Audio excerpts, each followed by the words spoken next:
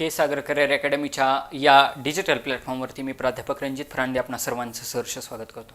विद्यार्थी मित्रांनो, आपण जो काय आत्ता रिसेंटली 2024चा जो काय रायगडचा पेपर झालेला आहे या पेपरचं ॲनालिसिस करतोय आणि आपण त्याच्यामध्ये पाहिलं की साधारणतः एक 40 प्रश्न त्या ठिकाणी जी केवरती विचारले होते. त्याच्यामुळं आगामी काळामध्ये होणारी जी काही मुंबईची परीक्षा आहे त्या परीक्षेमध्ये यदाकदाचित जी केला वेटेज येऊ शकतं. म्हणजे आपण असं मनामध्ये धरून चालू शकत नाही की बाबा 25-25-25चाच पॅटर्न त्या ठिकाणी राहील.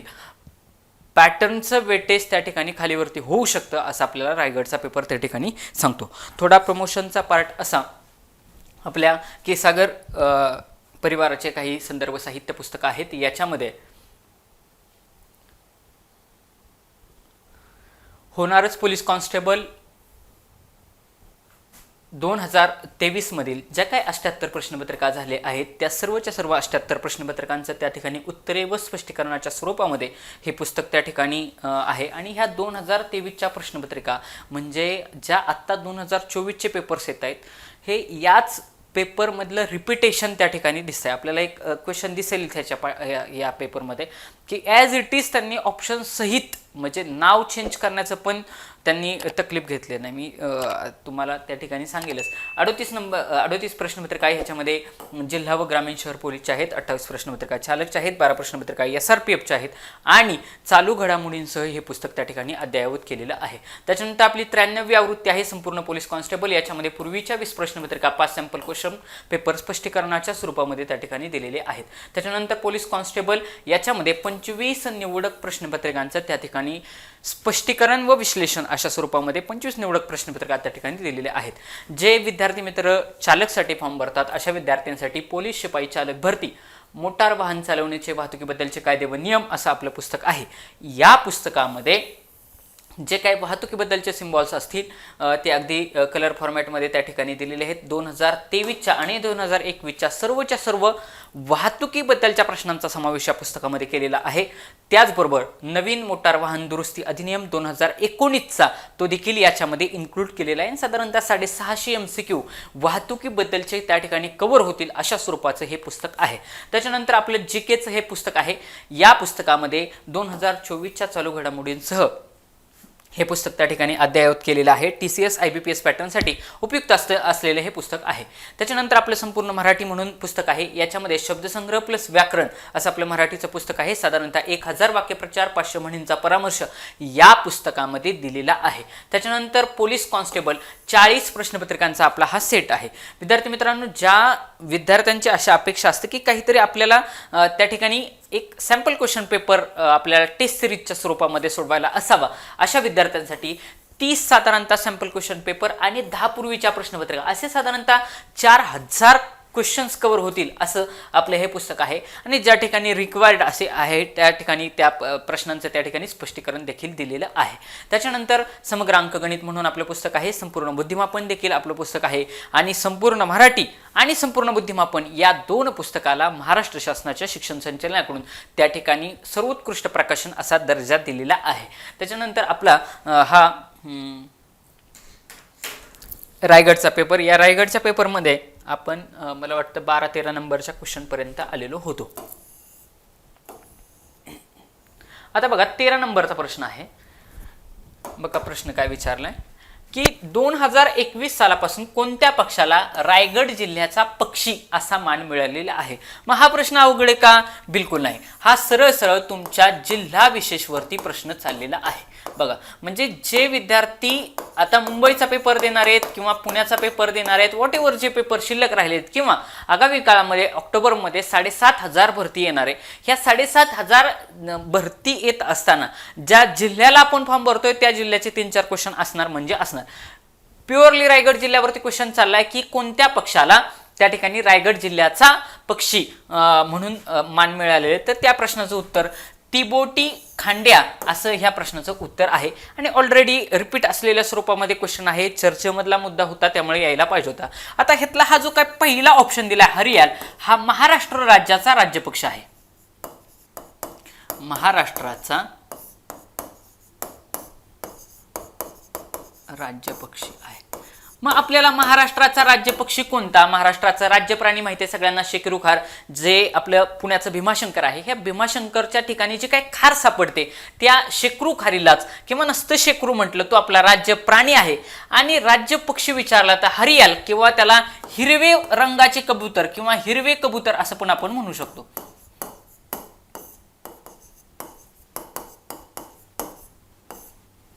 हिरवे कबूतर महाराष्ट्र राज्याचा पक्ष आहे. ब्ल्यू मॉर्मॉन हे आपलं त्या ठिकाणी काय त्याला म्हणतात फुलपाखरू, राज्य फुलपाखरू आहे. आणि पापलेट हा आपला राज्य मासा आहे त्या ठिकाणी. आणि तो ऑलरेडी क्वेश्चन त्या ठिकाणी विचारलेला आहे. आणि जे काही महाराष्ट्राच्या संदर्भात क्वेश्चन असतात त्याच्यावरती क्वेश्चन हे विचारलेले जातात. आता हरित धोरण जाहीर करणारं महाराष्ट्र हे पहिलंच राज्य होतं. कालचा समाज कल्याणचा आता रिसेंटली पेपर झाला त्याच्यामध्ये डायरेक्टली विचारले होते की राज्य हरित धोरण जारी करणारं देशातलं पहिलं राज्य कुठलं? महाराष्ट्र राज्य. अजून त्याच्यामध्ये पुढं अजून 2 क्वेश्चन मला जे आवडीचे वाटले की 2023चा स्वच्छता दूत म्हणून कोणाला विचारलेला आहे? तर सचिन तेंडुलकरला 2023 सालचा महाराष्ट्र शासनानं स्वच्छता दूत म्हणून त्या ठिकाणी त्यांची नेमणूक केलेली आहे सचिन तेंडुलकरला. आणि अजून एक क्वेश्चन होता की महाराष्ट्र राज्य जे काय आत्ता जानेवारी महिन्यामध्ये पिंपरी चिंचवडला अखिल भारतीय नाट्य परिषदेचं संमेलन झालं पिंपरी चिंचवडला. आता कदाचित जे पिंपरी चिंचवड पुणे त्या रिलेटेड फॉर्म भरतात त्यांना देखील तो क्वेश्चन विचारला जाऊ शकतो. कारण याच वर्षातला 2024 सालामधला जानेवारी महिन्यात मधला आहे अखिल भारतीय नाट्य परिषद. त्याचं अध्यक्ष पद कोणाला आहे असा क्वेश्चन आता समाज कल्याणचा रिसेंटली जो काय ग्रुप बीचा गॅजेटेड पोस्टसाठी पेपर झाला समाज कल्याण अधिकारी त्यासाठी विचारला होता. प्रशांत दामले ज्येष्ठ अभिनेते सगळ्यांना माहिती आहे प्रशांत दामले यांना तो त्याचे ते अध्यक्ष होते. अध्यक्ष कोण होते असा प्रश्न त्या ठिकाणी विचारलेला होता. आता पुढचा क्वेश्चन आहे की रायगड जिल्ह्यातील नद्यांचा उत्तरेकडून दक्षिणेकडे क्रम लावा. बघा रायगड जिल्ह्यातील नद्यांचा दक्षिणेकडून उत्तरेकडे क्रम लावा. आता हा क्वेश्चन करत असताना आपल्याला थोडं मॅपच्या स्वरूपामध्ये त्या ठिकाणी जर अंडरस्टँड झालं तर अजून जास्त चांगल्या पद्धतीनं आपल्याला त्या ठिकाणी त्याचं समजू शकतं.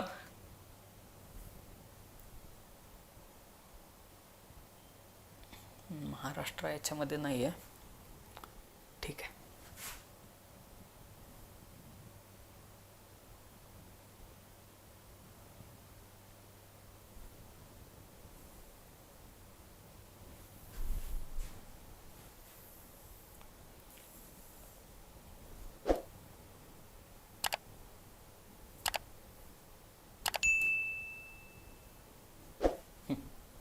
आता बघा हे महाराष्ट्र राज्य दिसते आपल्याला.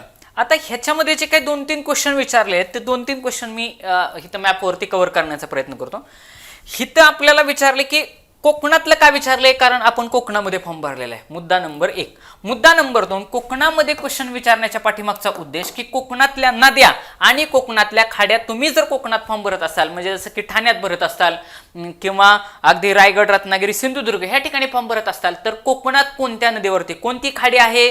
खाड्यांचा उत्तरेकडून दक्षिणेकडचा क्रम, दक्षिणेकडून उत्तरेकडचा क्रम, नद्यांचा उत्तरेकडून दक्षिणेकडचा क्रम, नद्यांचा दक्षिणेकडून उत्तरेकडचा क्रम हा विचारला जातो. आता ज्या काय कोकणाचा पार्ट आहे एवढा हा पोर्शन आहे कोकणातला. बर तुम्हाला याच्यामध्ये काय विचारलं जाणार की त्या नद्या विचारल्या जाणार. तर सगळ्यात लक्षात ठेवायचं सगळ्यात वरती आहे म्हणजे इथं जी आहे सगळ्यात वरती ती आहे दमनगंगा. कुठली आहे? दमनगंगा. दमनगंगा नदी खोऱ्यापासून ते खाली दक्षिणेकडे तेरेखोल. कुठली नदी आहे? तेरेखोल. कुठं वाहते? या साईडला वाहते. म्हणजे कुठे येऊन मिळणार? सगळ्या अरबी समुद्राला येऊन मिळणार. का अरबी समुद्राला येऊन मिळणार? कारण जर तुम्ही थोडा विचार केला तर या ठिकाणी सह्याद्री पर्वत आहे. या ठिकाणी ही सह्याद्रीची पर्वतरांग आहे. ज्यावेळेस पाऊस पडणार त्यावेळी सगळ्या ज्या काही नद्या उगम पावतील ह्या नद्या उगम पावलेल्या नद्या ह्या कुठं वाहत जातील? या साईडला वाहत जातील. कुठं? पश्चिमेकडे वाहत जातील. अशा इकडं अशा वाहत जातील. त्याच्यामुळे सर्वच्या सर्व कोकणामध्ये असणाऱ्या नद्या ह्या कशा आहेत? पश्चिम वाहिनी नद्या आहेत. मग आता बघा कोकणाचा विस्तार विचार करत असताना सर्वात वरती आहे दमनगंगा आणि सगळ्यात तळात आहे तेरेखोल. आता ह्या तेरेखोल नदी ही आहे नदी पण आहे आणि ह्याच्यावरतीच तेरेखोल नदीनं तेरेखोलचीच खाडी त्या ठिकाणी तयार केलेली आहे आणि ही आहे सिंधुदुर्ग मध्ये. कुठं आहे? सिंधुदुर्ग.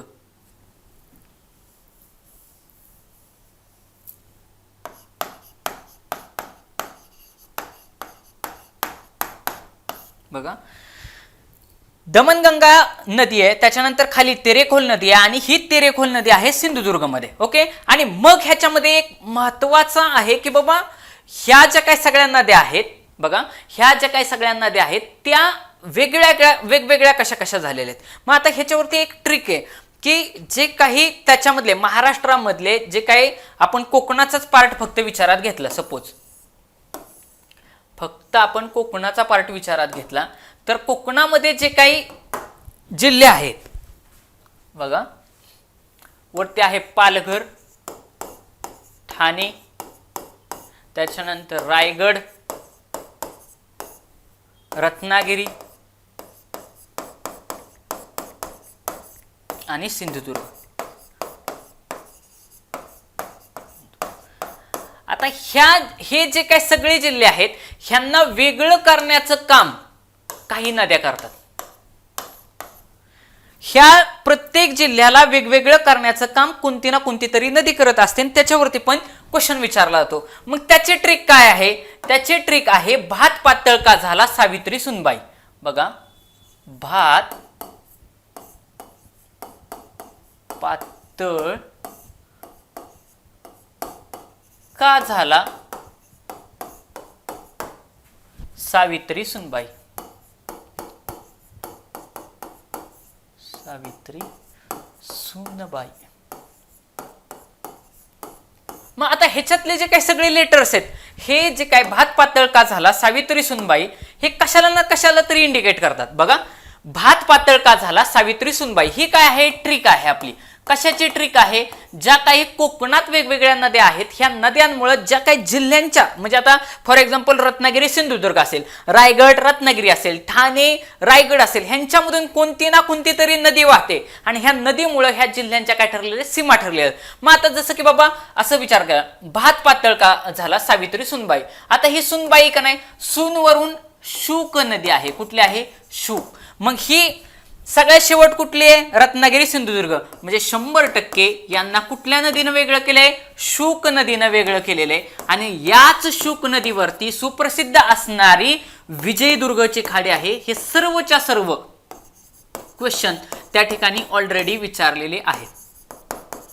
बघा, शूक नदीवरती कोणती खाडी आहे? विजयदुर्गची खाडी. म्हणजे विजयदुर्गची खाडी कुठं असणार आहे? रत्नागिरीमध्ये असणार आहे. बघा, रत्नागिरीच्या सगळ्या शेवटला. आता बघा, जर क्वेश्चन तुम्हाला मी एवढाच विचारला, रत्नागिरी आणि सिंधुदुर्ग, बघा रत्नागिरी आणि सिंधुदुर्ग यांना वेगळं करण्याचं काम कोणती नदी करते? तर ती शूक नदी करते. कोणती नदी करते? शूक नदी. शूक नदी रत्नागिरी आणि सिंधुदुर्गला वेगळं करण्याचं काम करते आणि याच शूक नदीवरती विजयदुर्गची खाडी आहे. विजयदुर्गची खाडी आहे. पुढं वरचे खालून आपण वरती झाले, हिथं सावित्री. म्हणजे 2 नंबरला काय असणार आहे? हिथं सावित्री नदी असणार आहे. कुठली असणार आहे? सावित्री.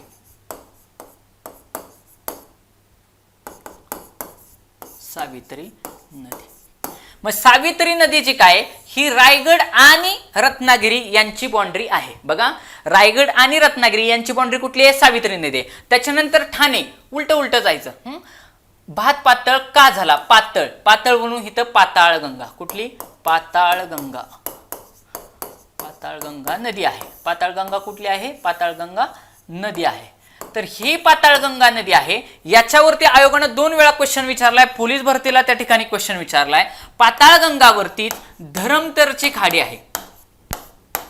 धरमतरची खाडी आहे. हीच ह्या धरमतरची खाडी ही काही वेळेस आंबा नदीवरती पण त्या ठिकाणी उत्तर दिलेलं आहे. एक तर आंबा नदी देतील किंवा पाताळगंगा देतील, पण शक्यतो पाताळगंगा देतील. क्वेश्चन असा आहे, आता क्वेश्चन तुम्ही समजून घ्या. कोकणामध्ये सर्वात मोठी खाडी कोणती? बघा, कोकणामध्ये सर्वात मोठी खाडी कोणती? उत्तर काय राहील? धरमतरची खाडी. बघा, धरमतरची खाडी ही कोकणामध्ये सर्वात मोठी खाडी आहे.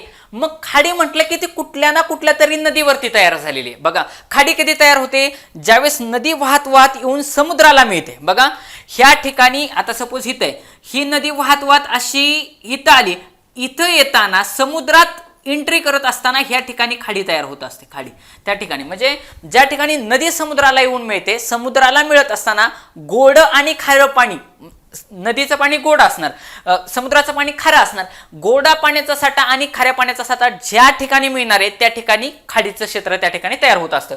मग कोकणामध्ये सर्वात मोठी खाडी असणारे धरमतरची खाडी, ही धरमतरची खाडी पाताळगंगा नदीवरती आणि आंबा नदीवरती. बघा, जर पाताळगंगा नाही दिलं तर आंबा देणार. क्वेश्चन सरळ सरळ विचारणार, महाराष्ट्रातलं सर्वात मोठी खाडी कुठली? धरमतरची खाडी. ओके, कुठल्या नदीवरती तयार झाली? पाताळगंगा नदीवरती तयार झाली. जर पाताळगंगा नाही दिलं तर आंबा नदी त्या ठिकाणी देणार. विजयदुर्गची खाडी कुठल्या नदीवरती तयार झाली? शुक नदीवरती झाली.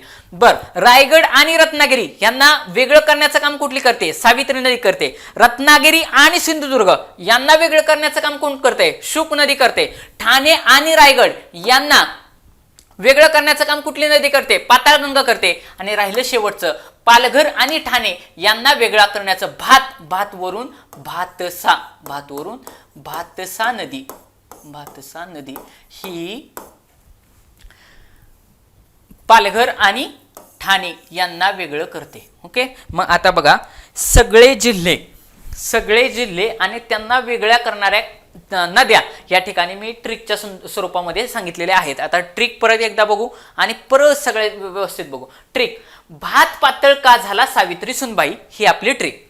भात पातळ का झाला सावित्री सुनबाई, वरून सगळे जिल्हे लिहिता यायचे. पालघर, ठाणे, रायगड, रत्नागिरी, सिंधुदुर्ग लिहिले. त्याच्यानंतर प्रत्येकाच्या मध्ये एक एक. भात वरून भातसा, म्हणजे भातसा कशाला असेल? पालघर आणि ठाण्याला. पातळवरून पाताळगंगा कशामध्ये? त्याच्या खालचा जिल्हा ठाणे आणि रायगड. ठाणे आणि रायगडच्या मध्ये बाउंड्री काय असणार आहे? पाताळगंगा असणार आहे. ओके, पुढं का झाला सावित्री सुनबाई ह्याच्यावरून सावित्री. आता कुठं आलो? इथं आलो, रायगड आणि रत्नागिरीमध्ये सावित्री आहे. रत्नागिरी आणि सिंधुदुर्ग, सूनवरून शुक नदी, आणि ह्या शुक नदी कशाच्या? रत्नागिरी आणि सिंधुदुर्गच्या मध्ये आहे. आणि याच शुक नदीवरती विजयदुर्गची खाडी त्या ठिकाणी तयार झालेली आहे. आणि तुम्हाला मी सांगितलं सुरुवातीला, कोकणाची सुरुवात ही दमनगंगा नदी खोऱ्यापासून होते आणि शेवट हा तेरेखोल नदी खोऱ्यापर्यंत होतो. तेरेखोलवरतीच तेरेखोलची खाडी आहे. हा चार्ट तुमचा लक्षातच असला पाहिजे. याच्यावरती आतापर्यंत कित्येक प्रश्न याच्याच वरती विचारलेले आहेत. मग आता बघू आपण क्वेश्चन कसे विचारलेत. बघा, इथं काय विचारले? रायगड जिल्ह्यातील नद्यांचा क्रम कुठला? रायगड जिल्ह्यातील. उत्तरेकडून दक्षिणेकडे लिहा, म्हणजे उत्तरेकडून दक्षिणेकडे म्हणजे असा लिहायचा आहे खाली. आता बघा, आपण सगळ्यात खाली आलो, मगाचं पाहिलं आपण. तर बघा, रायगड आणि रत्नागिरी ह्याच्यामध्ये नदी कुठली वेगळी करते? रायगड जिल्ह्याला आणि रत्नागिरी जिल्ह्याला वेगळं करण्याचं काम कुठली नदी करते? सावित्री नदी करते. म्हणजेच बघा, रायगड जिल्हा, सपोज जर रायगड जिल्हा असेल आणि असा जर रत्नागिरी असेल तर याच्यामधून हिथून सावित्री नदी वाहते. म्हणजेच सावित्री नदी ही रायगड जिल्ह्याचा, हा रायगड जिल्हा आहे, ह्या रायगड जिल्ह्याच्या सगळ्यात कुठे? दक्षिणेकडे. रायगड जिल्ह्याच्या सावित्रीकडे, सगळ्यात तळाकडे म्हणजे दक्षिणेकडे कुठली नदी आहे? सावित्री. मग आता प्रश्न वाचा परत. गेला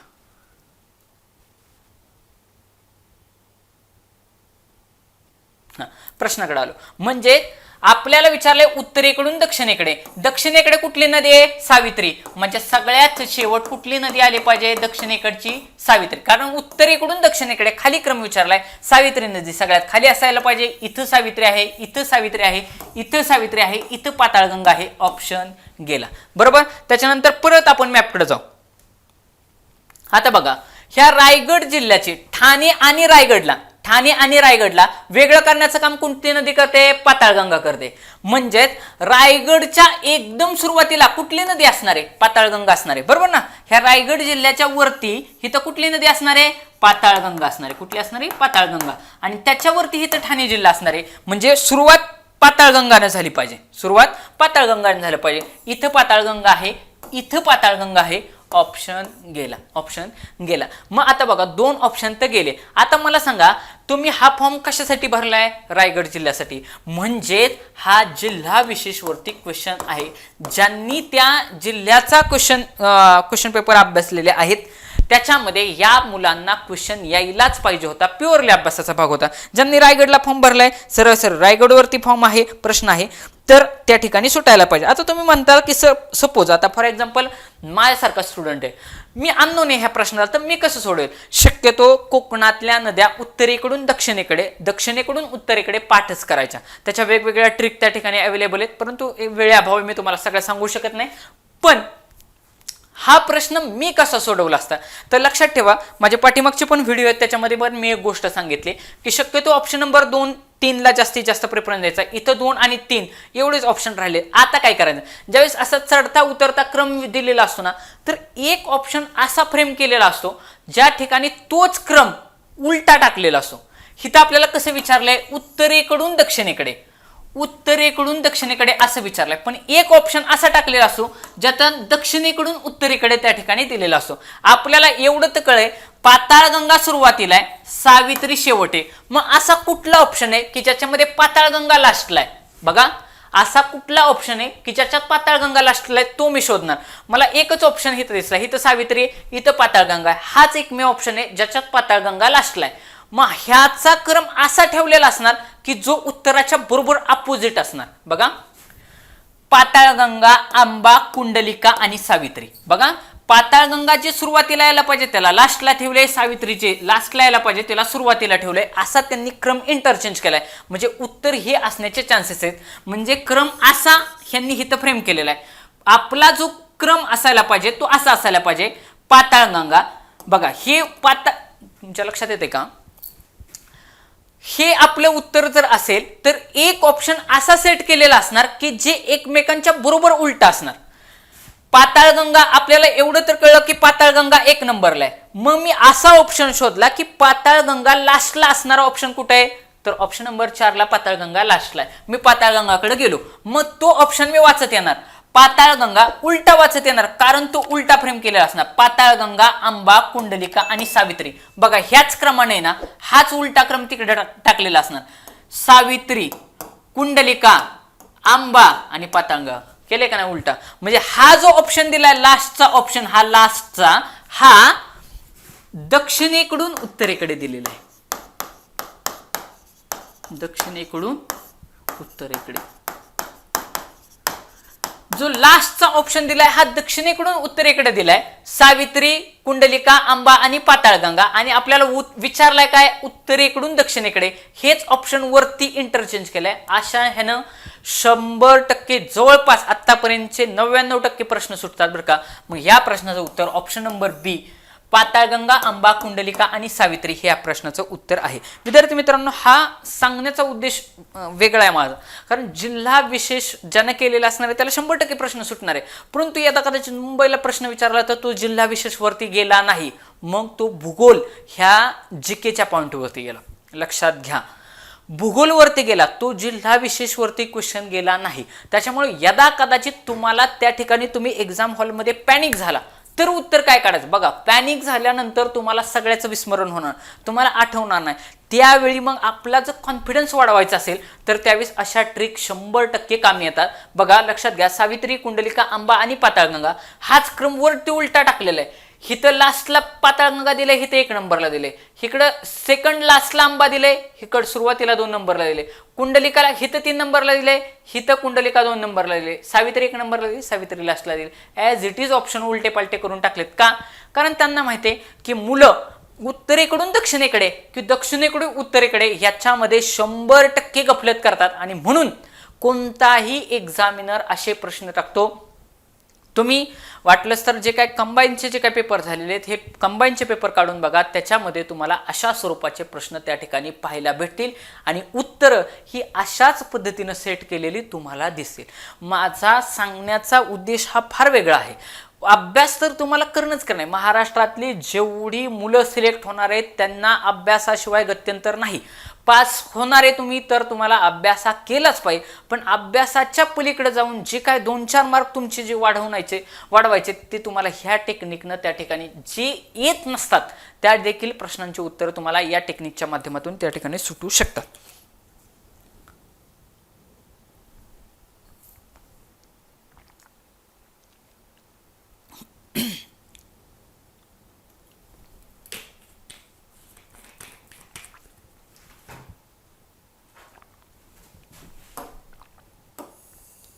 पुढं 15 नंबरचं क्वेश्चन.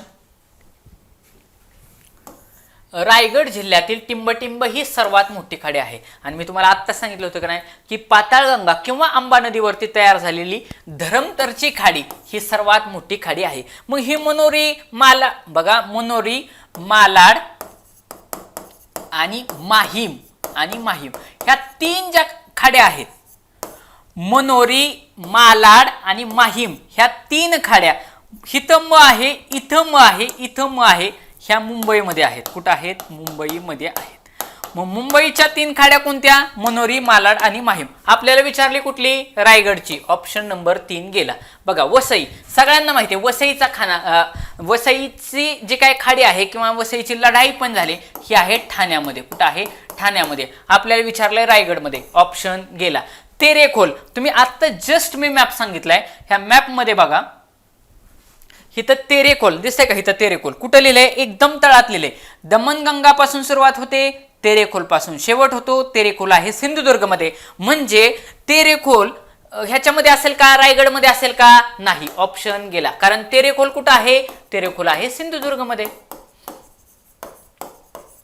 झालं. म्हणजे सगळ्याच्या सगळ्या ऑप्शनच्या खाड्या तुम्हाला भेटल्या. म्हणजे रायगडची जी काही खाडी आहे, जी महाराष्ट्रातली सर्वात मोठी आहे, ही आहे धरमतरची खाडी आणि ती पाताळगंगा नदीवरती आहे. कुठल्या?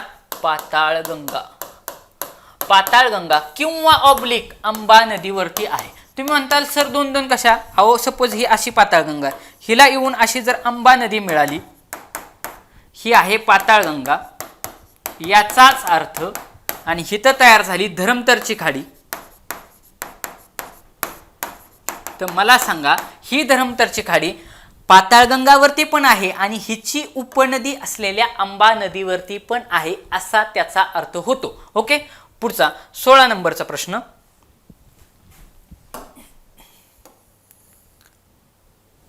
पुन्हा जिल्हा विशेषवरती त्या ठिकाणी प्रश्न विचारलेला आहे की जे काही रायगड जिल्ह्यातील महाड व पुणे, बघा रायगड जिल्ह्यातील महाड व पुणे यांना जोडणाऱ्या घाटाचं नाव काय आहे? म्हणजे महाड व पुणे यांना कुठला घाट जोडतो? तर महाड व पुणे यांना जोडण्याचं काम वरंधा घाट करतो. म्हणजे भोरमधून तुम्ही जर निघाला, बघा इथं भोर हा कीवर्ड त्या ठिकाणी दिलाय. भोरवरून एक रस्त्यावरती काळूबाईला जातो आणि सरळ तुम्ही जर निघाला, बघा काळूबाईला जाताना वरच्या साईडला जातो आणि सरळ रस्त्याने जर तुम्ही निघाला तर तुम्ही वरंधा घाटातून महाडला निघता. कुठं निघता? महाडला निघता त्या ठिकाणी. आणि त्या ठिकाणी इथं जवळच सावित्री नदी आहे. ह्या सावित्रीला पाठीमागं पूर पण आला होता. ही सावित्रीची नदी तिथंच आहे. बाकी आंबेनळी वगैरे, आंबेनळी म्हणजे महाबळेश्वरला पलीकडच्या साईडनं जाताना आंबेनळी घाट आहे, कशेडी वगैरे ते वेगवेगळे घाट त्या ठिकाणी दिले. सोप्या स्वरूपाचा प्रश्न होता आणि हा देखील प्रश्न सरळ सरळ जिल्हा विशेषवरती विचारलेला आहे. म्हणजे जीकेचे क्वेश्चन सोडवत असताना जिल्हा विशेषवरचे क्वेश्चन चुकू द्यायचे नाहीत. हातातले प्रश्न आहेत. मुलं करंट करत बसतात, दिवस दिवस करंट वाचतात. करंटचे क्वेश्चन किती येणार आहे? करंटला स्काय इज द लिमिट आहे. परंतु जर तुम्ही जिल्हा विशेष केले तर हातचे मार्क आहेत ना. आतापर्यंत मी 3-4 प्रश्न सांगितले, 4 प्रश्न विचारले. आपलं टार्गेटच 22चं वगैरे जर आपण ठेवलं, 25 पैकी 22. जीके हा मेरिट डिसाइडिंग फॅक्टर असतो. मुलगा मेरिटमध्ये बसणार की नाही हे जीके ठरवतं. का जीके ठरवतं? लक्षात घ्या माझा मुद्दा.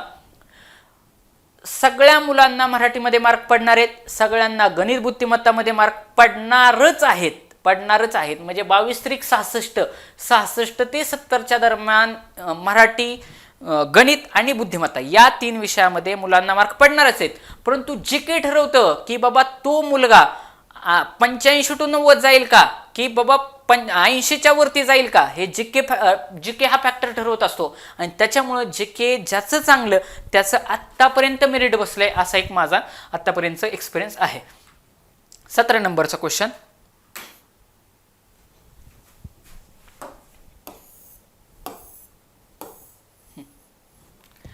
हा पण जिल्हा विशेषवरती त्या ठिकाणी क्वेश्चन विचारला. जवळपास 5वा प्रश्न आहे. 17 नंबरचा क्वेश्चन. आता बघा, त्यांनी सांगितलं जोड्या लावा. चौदार तळे, कुलाबा किल्ला, श्री बल्लाळेश्वर मंदिर आणि घारापूर आणि एलिफंटा केव्ज किंवा एलिफंटाच्या गुहा. आता सगळ्यांना माहिती आहे चौदार तळ्याचा सत्याग्रह कुणी केला? डॉक्टर बाबासाहेब आंबेडकर यांनी केला. Doctor B.R. आंबेडकर. म्हणजे डॉक्टर बाबासाहेब आंबेडकरांनी त्या काळामध्ये अस्पृश्यांना पाणी मिळावं या उद्देशानं महाड येथे चवदार तळ्याचा सत्याग्रह केला. हे सरळ सरळ इतिहासामधला प्रश्न आहे आणि सगळ्यांना माहिती असलेला प्रश्न आहे. म्हणजे अ ला ब पाहिजे, अ ला ब पाहिजे, म्हणजे 1 ला ब पाहिजे. 1 ला अ आहे, ऑप्शन गेला. 1 ला क आहे, ऑप्शन गेला. इथं 1 ला ब आहे, इथं 1 ला ब आहे. बघा इथं 1 ला ब आहे, इथं 1 ला ब आहे. मग आता बघणार मी खाली, आता ते बघितल्यानंतर मी बघणार की बाकीचे ऑप्शन मध्ये काय जोड्या जुळलेल्या आहेत का.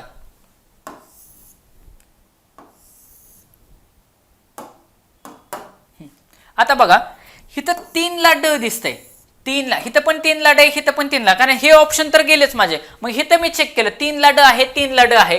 ह्या 3 ला ड मी लावून घेतलं. 3 ला ड कसं सगळ्यांना माहिती आहे, बल्लाळेश्वर आपले जे काय अष्टविनायक आहेत, ह्या अष्टविनायकापैकी पाच अष्टविनायक हे महाराष्ट्र पुणे जिल्ह्यात आहेत आणि उरलेले त्यात उरलेले जे काय आहेत त्याच्यामधला एक हा पालीला आहे रायगडला. बघा पालीला आहे रायगडमध्ये, म्हणून बल्लाळेश्वरला 3 ला ड ही देखील जोडी लागण्यासारखी होती. परंतु एक्झामिनरला फार त्या ठिकाणी क्वेश्चन अजून थोडी डेपनेस वाढवली. बघा जर त्याला लक्षात ठेवा प्रश्न अवघड आहे का सोपा आहे हे नेहमी ऑप्शन ठरवत असतात. आता बघा 3 ला त्या ठिकाणी जर त्याने ड सेट केला नसता 2 ठिकाणी तर प्रश्न सोपा झाला असता, लगेचच सुटला असता. कारण जवळपास महाराष्ट्रातल्या सगळ्यांना माहिती आहे की पाली इथे अष्टविनायकाचं मंदिर आहे, पालीच्या ह्याला बल्लाळेश्वर असं म्हणतात आणि सगळ्यांना माहिती असलेला प्रश्न आहे. जिल्हाविषयी ज्याने केलंय त्याला देखील माहिती होतं.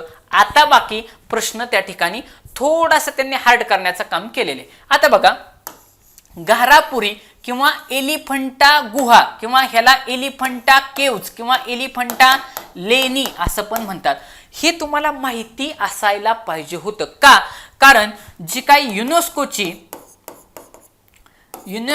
जी काही जागतिक वारसा स्थळे आहेत, काय आहेत युनेस्कोची जी काही जागतिक वारसा स्थळे आहेत, जागतिक वारसा स्थळे जी काय आहेत, या जागतिक वारसा स्थळामध्ये ह्या घारापुरी लेण्या किंवा एलिफंटा लेण्यांना त्या ठिकाणी त्याला हे भेटलेले जागतिक वारसा स्थळाचा दर्जा भेटलेला आहे आणि ते उरणमध्ये आहेत. उरणमध्ये कुठं आहेत, उरणमध्ये. आणि ह्याच उरणमध्ये मी पाठीमागच्या पण मला असं वाटतं नागपूर ग्रामीणचा पाठीमागचा 2023चा पेपर आहे, त्याच्यामध्ये दगडी कोळसा वगैरे तिकडच्या खाणी सांगत असताना मी सांगितलं होतं की ह्या उरणमध्ये एकमेव ठिकाणी महाराष्ट्रातला गॅसचा पॉवर प्लांट आहे.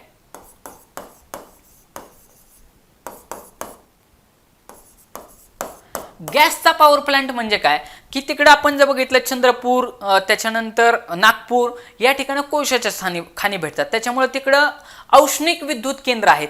परंतु गॅसवरती चालणारं जे काही विद्युत केंद्र आहे, गॅसचा पॉवर प्लांट म्हणजे विद्युत केंद्र,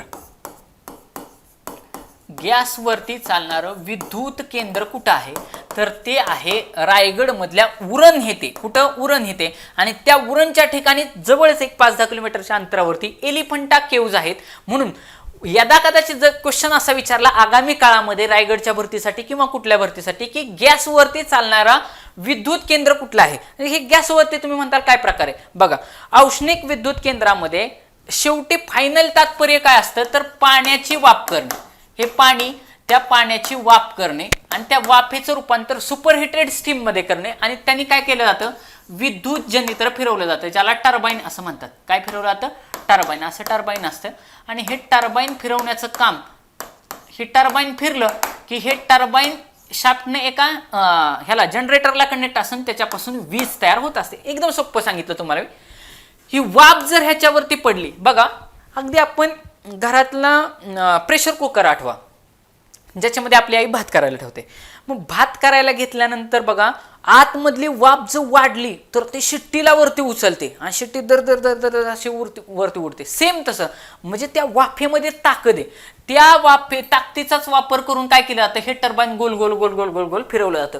ते जेवढ्या स्पीडनं फिरेल तसं जनरेटर फिरतो. जनरेटर फिरला की लाईट तयार होते. असं एवढा कन्सेप्ट आहे. मग अल्टिमेट एम काय आहे की हा जनरेटर फिरला पाहिजे.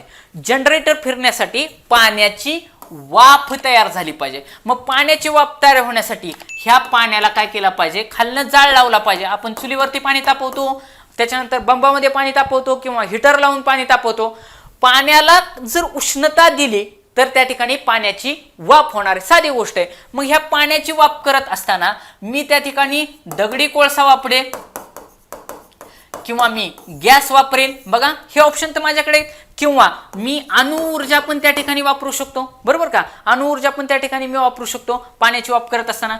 जर दगडी कोळसा त्याला वापरला तर त्याला औष्णिक केंद्र असं म्हणायचं. बघा, जर दगडी कोळशाचा वापर करून ह्या पाण्याची मी वाफ केली आणि वाफेपासून हे जर टर्बाईन फिरवलं तर त्याला औष्णिक विद्युत केंद्र म्हणणार. आणि जर मी गॅसचा वापर करून ह्या पाण्याला हिट केलं, बघा उरणच्या ठिकाणी जवळच बॉम्बे हाय जवळ पडतं समुद्रातून, सरळ त्या बॉम्बे हाय पासून पाईपलाईननं गॅस आणलाय तिथं उरणच्या इथं, मी स्वतः तो पॉवर प्लांट पाहिलेला आहे. आणि उरण जे काय आपलं बॉम्बे हाय, त्या बॉम्बे हायला जो काही नॅचरल गॅस सापडतो त्या नॅचरल गॅस पाईपलाईननं तो उरणला आणलेला आहे. तो गॅस वापरून इथलं पाणी तापवलं जातं, त्या पाण्याची वाफ केली जाते आणि वाफेपासून हे टर्बाईन फिरवलं जातं. टर्बाईन फिरलं की लाईट तयार होते, असा साधा कन्सेप्ट आहे. तर हा जो काही महाराष्ट्रामध्ये असणारा गॅसचा पॉवर प्लांट आहे किंवा गॅस विद्युत केंद्र आहे ते एकमेव आहे उरणमध्ये. मग आता जोडा, हे घारापुरी कुठं आहे, एलिफंटा केव्ह उरणमध्ये आहे. का तुम्हाला माहिती असायला पाहिजे होतं, कारण ही जागतिक वारसा स्थळ आहे आणि त्याच्यामुळे आपल्याला ते माहिती असायला पाहिजे होतं. म्हणजे क ला 4 एकाच ठिकाणी दिले, ऑप्शन नंबर बी हे या प्रश्नाचं उत्तर आहे. आणि तुम्हाला मी दुसरं पण लॉजिक त्या ठिकाणी सांगितलं होतं की जर 2 आणि 3 मध्ये कन्फ्युजन झालं ना आपल्याला 100% उत्तर येत नसेल तर 3 तर आपलं ऑलरेडी गेलं होतं. सरळ सरळ मी चालू पेपरमध्ये ऑप्शन नंबर 2 लाच हिट केलं असतं, 2 लाच ऑप्शन नंबर हिट केलं असतं. ओके, पुढचा प्रश्न.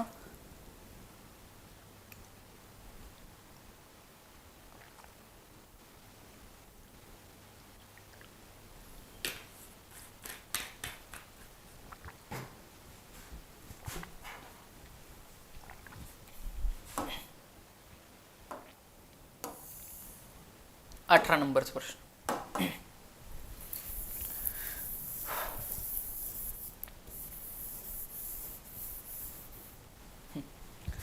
भिरा जल विद्युत प्रकल्प रायगड जिल्ह्यातील कोणत्या तालुक्यात आहे? आला का ना परत जिल्हा विशेष. खूप जास्त प्रश्न त्या ठिकाणी जिल्हा विशेषला विचारलेले आहेत. भिरा जल विद्युत प्रकल्प कुठं आहे? तर भिरा जल विद्युत प्रकल्प हा माणगाव मध्ये आहेत. एकदा आयोगानं क्वेश्चन पण असा विचारला होता, मला असं वाटतं कंबाईन 2017ला तो क्वेश्चन असावा की खालीलपैकी कोणते प्रकल्प हे रायगड जिल्ह्यातील आहेत, असा प्रश्न मला वाटतं 2017 सालच्या कंबाईन पूर्व परीक्षेला विचारला होता. तर भिरा आणि भिवपुरा, बघा भिरा आणि भिवपुरा हे 2 जलविद्युत प्रकल्प त्या ठिकाणी कोकणातील आहेत, म्हणजेच रायगड जिल्ह्यातील आहे. ऑलरेडी प्रश्न त्या ठिकाणी विचारला होता.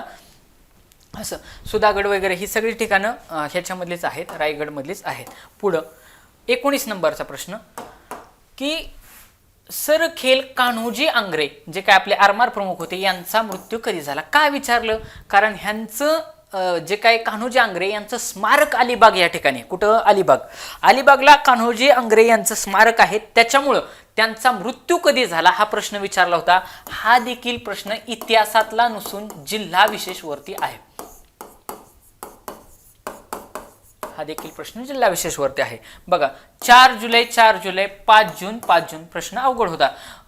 इथं 1729 दिले, 1729 दिले, 1750 1749, म्हणजे तुम्हाला उत्तर माहिती असणं अपेक्षित होतं. जर आलं नसतं तर सरळ सरळ ऑप्शन नंबर 3 जरी टिक केला असतात तरी त्या विद्यार्थ्याची गोळी बसली असते.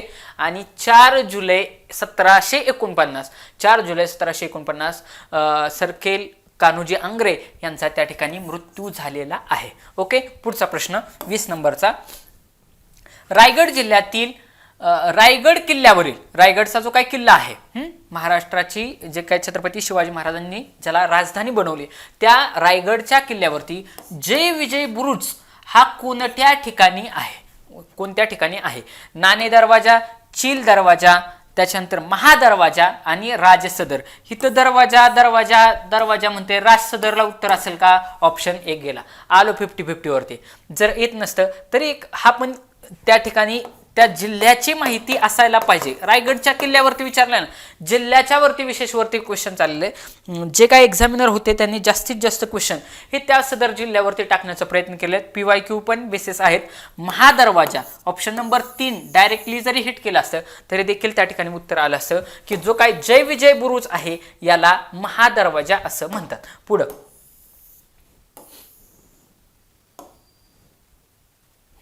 21 नंबरचा प्रश्न. आता हा प्रश्न बाकी इकॉनॉमिक्स वरती, हा GK वरती क्वेश्चन प्युअरली विचारलेला आहे. म्हणजे आता तुमचा जिल्हा विशेष वरती त्या ठिकाणी प्रश्न विचारलेला नाही. 21 नंबरचा जो काय प्रश्न आहे विचारले, राष्ट्रीय उत्पन्न मोजत असताना कोणता कालखंड हा वर्ष मानला जातो? सगळ्यांना माहिती आहे आपलं राष्ट्रीय उत्पन्न मोजलं जातं जी काय मला असं वाटतं ऑगस्ट 1949 मध्ये. बघा ऑगस्ट 1949 मध्ये राष्ट्रीय उत्पन्न समितीची त्या ठिकाणी राष्ट्रीय उत्पन्न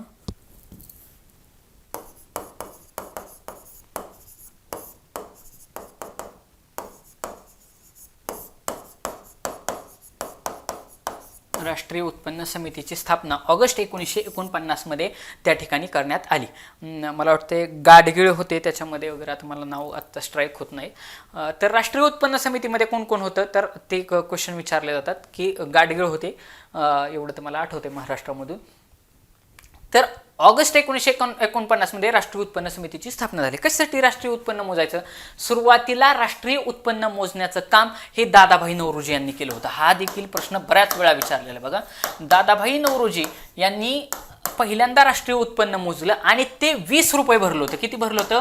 20 रुपये भरलं होतं. त्याच्यानंतर आपला देश स्वतंत्र झाला 1947 ला आणि त्याच्यानंतर 2 वर्षांनी 1949 ला राष्ट्रीय उत्पन्न मोजण्यासाठी राष्ट्रीय उत्पन्न समितीची त्या ठिकाणी स्थापना करण्यात आली. आणि मग त्यांनी ठरवलं की बाबा राष्ट्रीय उत्पन्न मोजायचं, पण कुठून कुठपर्यंत मोजायचं? तर लक्षात घ्या, आपल्याला सगळ्यांना माहिती आहे की आपण मार्च महिन्यामध्ये बघा सगळे आपण कर्ज फेडण्याच्या, वेगवेगळ्या कर्जाचे हप्ते भरण्याच्या, बँका असतील, पतसंस्था असतील, सोसायटी असतील, त्या सगळं काय करतात त्या ठिकाणी व्यवहार क्लिअर करण्याचा प्रयत्न करतात. का?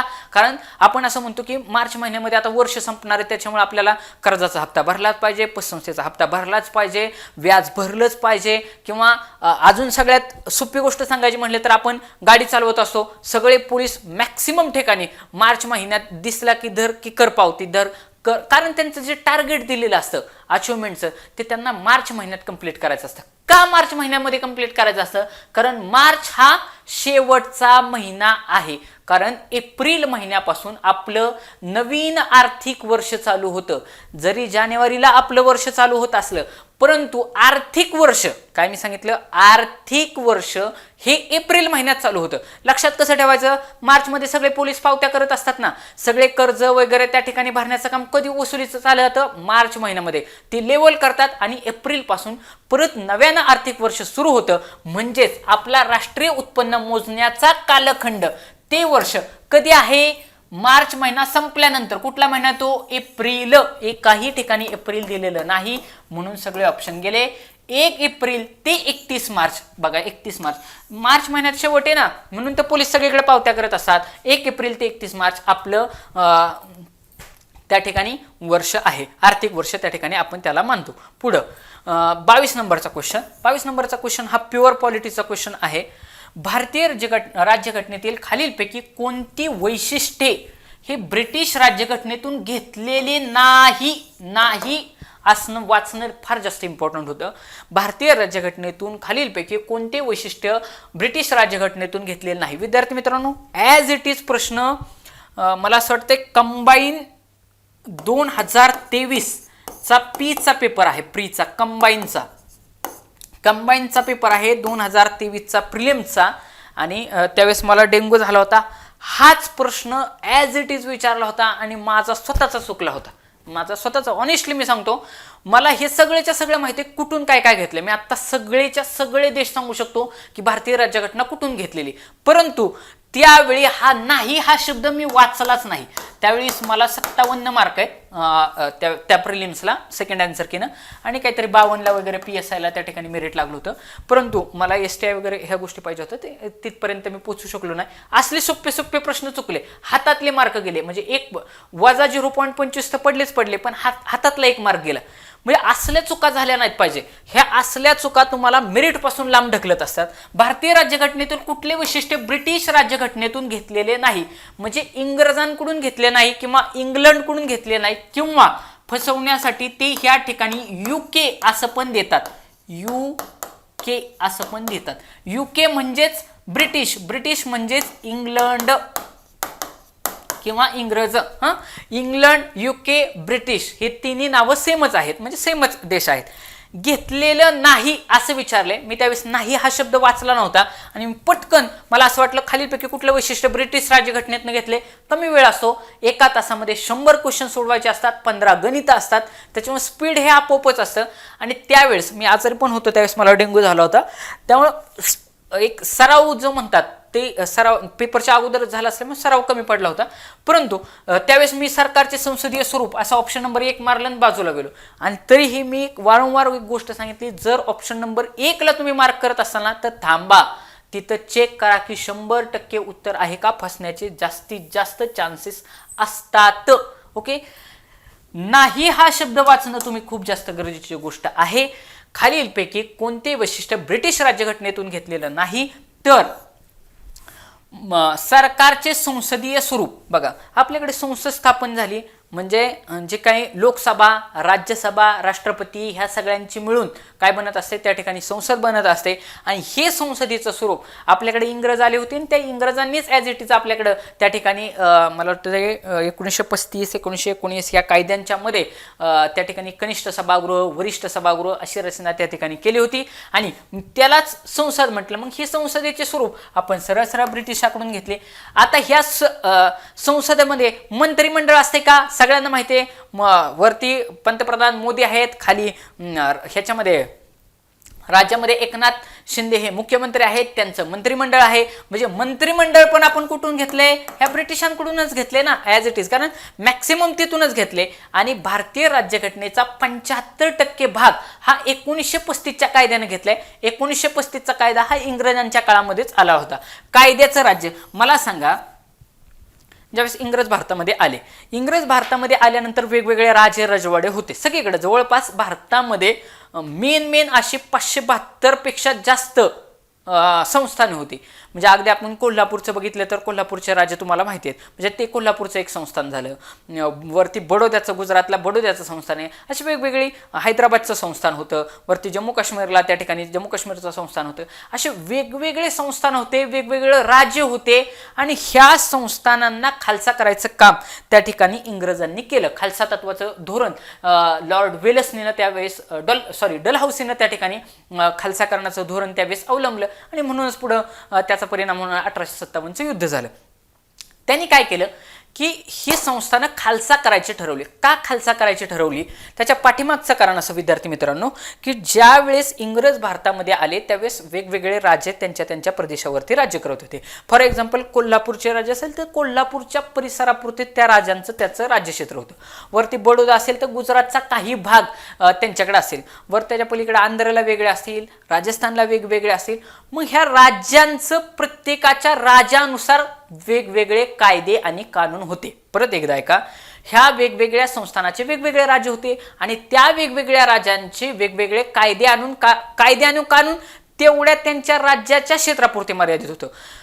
इंग्रज भारतात आल्यानंतर त्यांना संपूर्ण भारत देशावरती राज्य करायचं होतं. जर त्यांना संपूर्ण भारतावरती जर राज्य करायचं असेल तर कुठल्या एका राज्याच्या म्हणण्यानुसार चालणार नाही. आता सपोज असं समजा की कोल्हापूरमध्ये सपोज बलात्कार केला तर फाशीची शिक्षा असेल, पण बडोद्यामध्ये त्याला 5 वर्षाचा कारावास असेल. म्हणजे प्रत्येक राज्यानुसार त्या ठिकाणी काय होतं की प्रत्येक राजाच्या म्हणण्यानुसार कायदे चेंज करणारे होते. मग इंग्रज भारतामध्ये आल्यानंतर ते म्हणले राजा बिजात असलं काय प्रकार चालणारच नाही. या ठिकाणी कायद्याचंच राज्य असेल आणि कायद्यापुढे सगळेजण समान असतील. बघा, कायद्यापुढे सगळेजण समान हे पण कुठून घेतले आपण? इंग्रजांकडूनच घेतले. तिकडं कायद्याच्या समोर राजा नसणार, प्रजा नसणार, काय नाही, कायदा हीच श्रेष्ठ गोष्ट असणार. आणि म्हणूनच फार इंग्रजांची चांगली देण आपल्याला त्या ठिकाणी भेटली. म्हणून आपल्या जी काय समाजातली जी काही दरी होती ही सगळे श्रीमंत असेल, गरीब असेल, उच्च असेल, नीच असेल, कनिष्ठ असेल, कसला जरी असला तरी तो कायद्यापुढे समानच असेल. असं कायद्याचं राज्य ह्या इंग्रजांनीच भारतावरती आणलं. आपल्याला नाही असं विचारलंय तर समवर्ती सूची ही आपण घेतलेली नाही. आता बघा, मी माझ्या मागचे कुठले पण पेपर काढून बघा, जवळपास माझे 100 व्हिडिओ त्या ठिकाणी यूट्यूबला आहेत. मी बऱ्याच वेळा सांगितले, ज्यावेळेस नाही विचारले की नाही डायरेक्ट ऑप्शन नंबर लास्टला वाचा. नाही म्हटलं की ऑप्शन नंबर लास्ट वाचायचा. समवर्ती सूची, बघा समवर्ती सूची. आणि हा क्वेश्चन ऑलरेडी PYQ आहे. मी ऑलरेडी ॲटलिस्ट माझ्या व्हिडिओमध्ये पण सांगितलेलं आहे की समवर्ती सूची म्हणजे जे जे मधलं आहे हे ऑस्ट्रेलियाकडून घेतले. म्हणजे समवर्ती सूची ही आपण ऑस्ट्रेलियाकडून घेतलेली आहे. बघा, समवर्ती सूची ही आपण ऑस्ट्रेलियाकडून घेतलेली आहे. समवर्ती सूची म्हणजे काय? बघा, 3 सूच्या आहेत आपल्याकडं. संघ सूची, ज्यालाच केंद्र सूची असं पण म्हणतात. बघा, संघ सूची, त्याच्यानंतर खाली असते राज्यामध्ये असणार राज्य सूची, आणि ह्याच्यामधली असते ती समवर्ती. ह्या दोघांमध्ये संघ सूचीचे काही विषय आहेत, राज्य सूचीचे काही विषय आहेत, आणि असे काही विषय आहेत की ज्याच्यावरती सेंट्रल पण म्हणजे केंद्र पण कायदा करतं आणि राज्य पण कायदा करतं. त्या विषयांना समवर्ती सूचीमध्ये टाकलेलं आहे. बघा, समवर्ती सूचीमध्ये टाकलेलं आहे. जसं की बाबा जंगल असेल, वन असेल. बघा, झाडं सगळ्यांनीच लावली पाहिजे ना, का ती बाबा असे का की राज्याचंच काम आहे किंवा केंद्राचंच काम आहे असल्याच्या प्रकारे का, म्हणून त्याला समवर्ती सूचीमध्ये टाकलेले. मग ही समवर्ती सूची हा जो काही कन्सेप्ट आहे हा आपण ऑस्ट्रेलियाकडून घेतलेला आहे. कुठून घेतलाय? ऑस्ट्रेलियाकडून घेतलेला आहे. मग जसं जसं मधलं आहे, मधलं अजून काय आहे? बघा, एखादं विधेयक असेल तर ते लोकसभेमध्ये मांडलं, परंतु ते पारित नाही झालं, ते कुठं गेलं? राज्यसभेमध्ये गेलं. आता राज्यसभेने पण ते नाकारलं. बघा, पण हे साधे विधेयकाबाबत बरं का. साधे विधेयक एखादं असेल ते लोकसभेमध्ये मांडलं गेलं, त्याच्यानंतर पुढं राज्यसभेमध्ये आलं, आणि ह्या राज्यसभा आणि लोकसभा या दोघांमध्ये त्या विधेयकाबाबत जर भांडणं तयार झाली तर ह्या दोघांना एकत्रित बसवण्यासाठी संयुक्त बैठक असते. काय असते? संयुक्त बैठक, ज्याला जॉईंट सिटिंग असं म्हणतात. संयुक्त बैठक म्हणजे ह्या लोकसभेमध्ये पण त्या बिलावरती काही एकमत झालं नाही, राज्यसभेमध्ये पण त्या बिलावरती काही एकमत झालं नाही. मग ह्या दोघांना एकत्र बसवण्याचं काम ह्या संयुक्त बैठकीच्या मार्फत कोण करत असतात? राष्ट्रपती करत असतात. मग क्वेश्चन असा देखील पॉलिटीमध्ये विचारलेला आहे की ही जे काही संयुक्त बैठक आहे हे बोलवण्याचं काम कोण करत असतं? राष्ट्रपती करत असतं.